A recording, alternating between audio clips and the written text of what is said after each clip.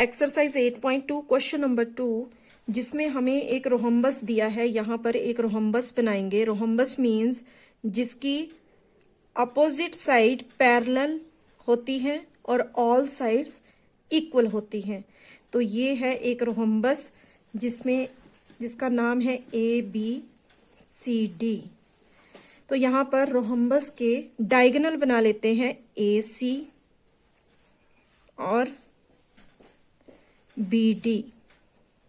अब according to question इस rhombus की साइड्स पर मिड पॉइंट हैं। PQRS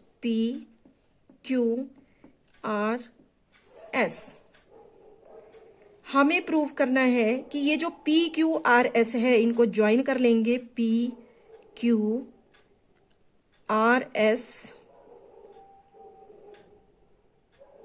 ये एक रेक्टेंगल है, ये हमें प्रूव करना है।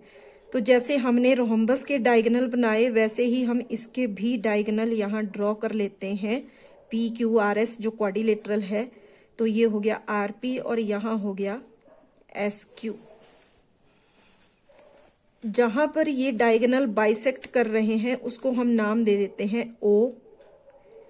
इस पॉइंट को, ये जो PQRS है क्वाड्रिलेटरल, यहाँ पर डायगोनल AC बाइसेक्ट कर रहा है, इसको हम नाम दे देंगे E। ये हो गया ER और इसको नाम दे देते हैं F। अब हमने इस तरह से इसको नाम क्यों दिए, ये आगे हम जब प्रूफ करेंगे तो हमें समझ में आएगा। ये हमने कंस्ट्रक्शन कर ली इसके अंदर, क्योंकि हमें प्रूव करना है कि PQRS जो है वो एक रेक्टेंगल है। तो सबसे पहले जो गिवन था वो हमने लिखा, प्रूव जो हमें करना है वो हमने लिख लिया कि PQRS इज अ रेक्टेंगल। आगे यहां से हमारा प्रूफ स्टार्ट हो जाएगा। तो इसके लिए सबसे पहले यहां पर हम ट्रायंगल ले लेते हैं प्रूफ में। ADC, in triangle ADC SR parallel AC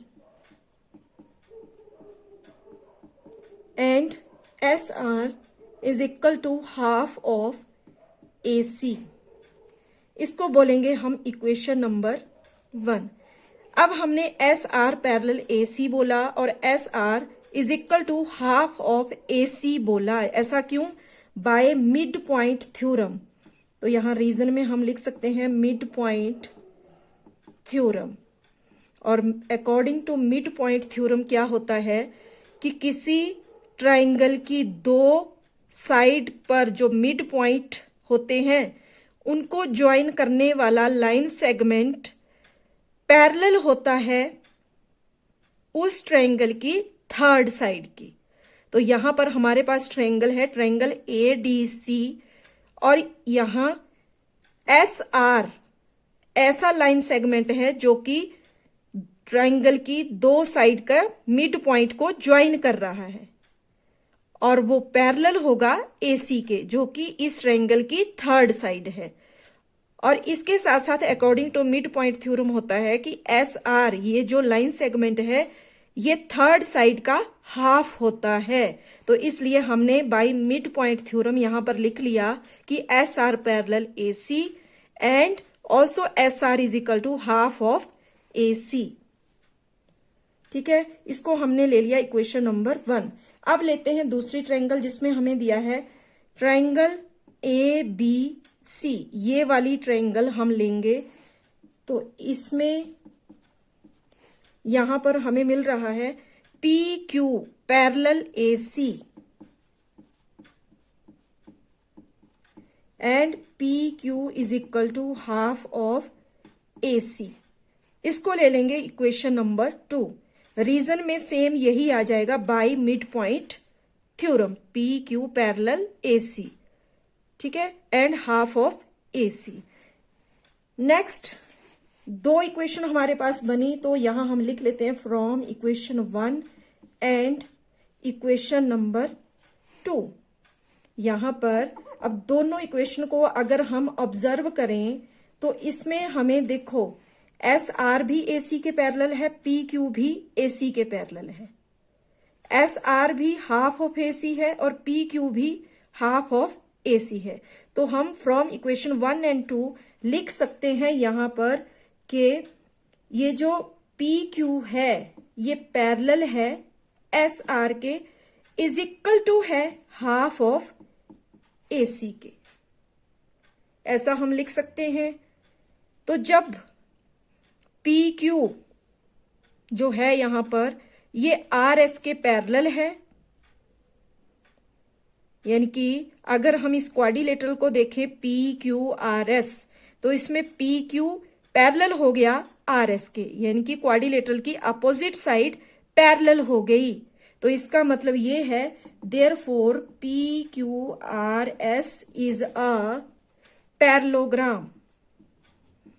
क्योंकि जब अपोजिट साइड पैरेलल हो गई तो हम कह सकते हैं कि पी क्यू आर एस जो है वो एक पैरेललोग्राम है।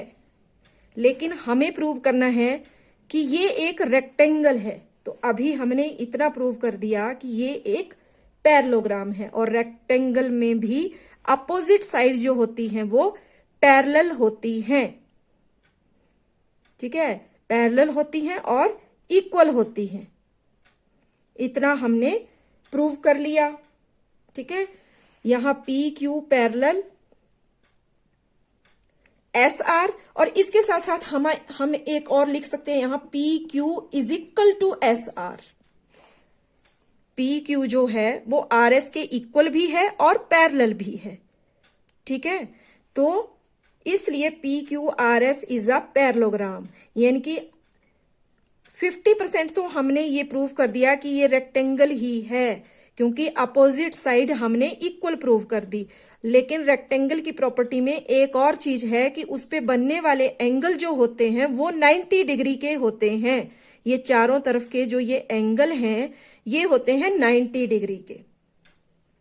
तो साइड तो हमने इक्वल और पैरेलल होती हैं वो प्रूव कर दिया। अब हमें आगे प्रूव करना है कि इस पे बनने वाले एंगल जो हैं वो 90 डिग्री के हैं। तो उसके लिए हम यहां पर सबसे पहले ये लॉजिक दे सकते हैं कि ये जो रोहम्बस है ए बी सी डी, इस पे डायगोनल बन रहे हैं ए सी और बी डी।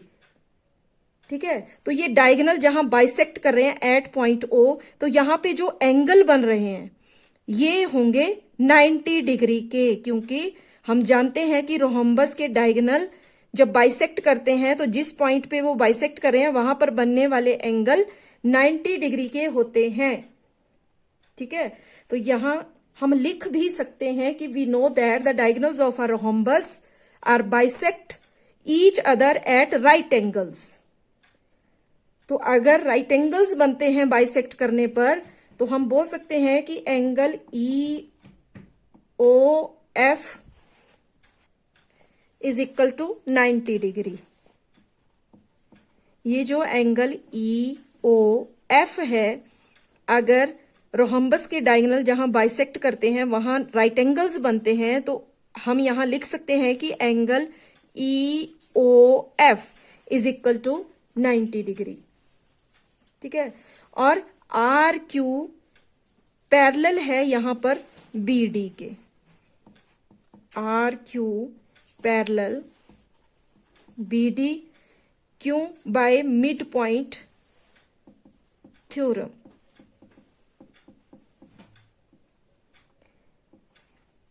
इसके अलावा यहां पर आर ई पैरेलल है ओ एफ के।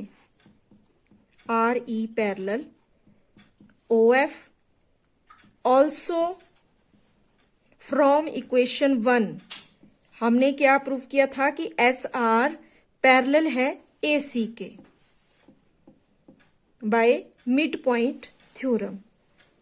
तो हम यहां पर अगर S R parallel A C है तो F R parallel O E हम लिख सकते हैं F R parallel O E by mid point theorem.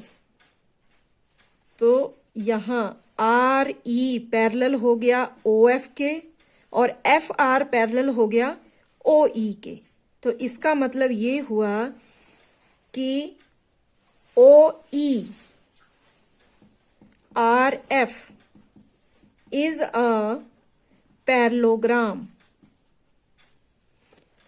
और अगर OERF पैरेललोग्राम है तो इस पे बनने वाले एंगल ERF, ये वाला एंगल इज इक्वल टू हो जाएगा एंगल EOF के, क्योंकि यहां अभी हमने प्रूव किया था कि एंगल EOF जो है वो 90 डिग्री है। तो अगर OERF एक पैरेललोग्राम है तो पैरेललोग्राम में अपोजिट एंगल्स जो होते हैं वो इक्वल होते हैं। तो अगर यहाँ एंगल EOF 90 डिग्री है तो इसका मतलब ये हुआ कि एंगल ERF जो एंगल R है वो भी 90 डिग्री ही होगा। तो हम यहाँ लिख सकते हैं कि अगर OERF इज अ पैरेललोग्राम तो यहां बनने वाले जो एंगल है angle ERF is equal to angle EOF, that is equal to 90 degree. अब देखो ये एंगल R जो है वो 90 डिग्री हो गया, तो इसका मतलब ये हुआ कि PQRS एक रेक्टेंगल है। क्यों? क्योंकि रेक्टेंगल में अपोजिट साइड्स पैरेलल होती हैं और इक्वल होती हैं, ये हमने यहां पर प्रूव कर दिया था। अब यहां हमने प्रूव करना था कि इस पे बनने वाले एंगल 90 डिग्री होते हैं। तो अगर यहां एंगल R 90 डिग्री है तो एंगल P भी angle R is equal to 90 degree is equal to angle P। ठीक है, तो अपोजिट एंगल जो होंगे वो भी 90 डिग्री ही होंगे अगर एंगल R 90 डिग्री प्रूव कर दिया गया। तो यहां हम लिख सकते हैं कि अगर angle ERF is equal to angle EOF is equal to 90 degree है तो इसका मतलब ये हुआ कि ये अपोजिट एंगल है, opposite angles of quadrilateral is equal. तो अपोजिट एंगल जैसे एंगल R है तो यहां पर एंगल P इसका अपोजिट है तो वो भी उसके इक्वल होगा। तो हमने प्रूव कर दिया कि इस क्वाड्रिलेटरल के अपोजिट एंगल 90 डिग्री है। तो अगर अपोजिट एंगल भी 90 डिग्री है तो इसका मतलब ये हुआ कि hence PQRS is a rectangle, hence proved. Thank you.